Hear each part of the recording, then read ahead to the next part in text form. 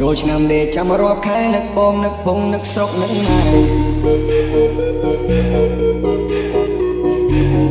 សំលុយតាំងពីឆ្នាំមុនបើសិនមានយីអូនមានប្រពន្ធមួយដែរមានអូនឲ្យបងគួយគុណបើសិនអូនចិត្តទុនមកសម័យលួចសំបងមុន50%មេផ្ដាំថាមិនចោចានោះឡៃញ៉ែមែនបងញ៉ែបានមុនចង់បដាក់ទុនហើយចង់នៅសាច់កា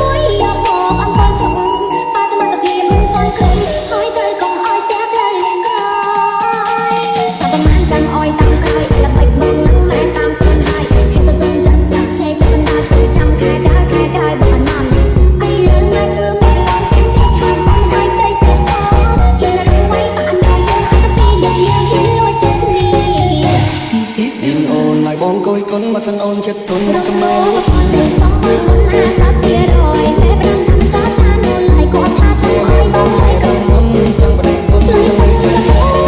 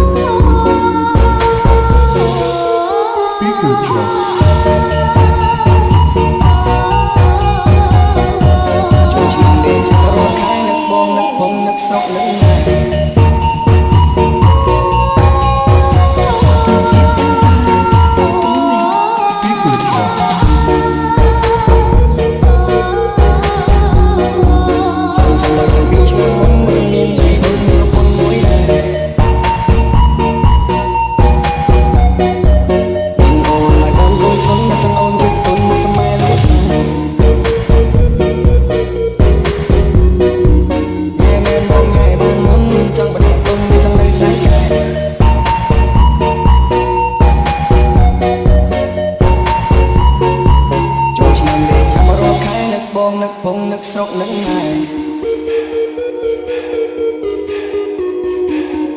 សំលុយតាំងពីឆ្នាំមុនបើសិនមានយីអូនមានប្រពន្ធមួយដែរ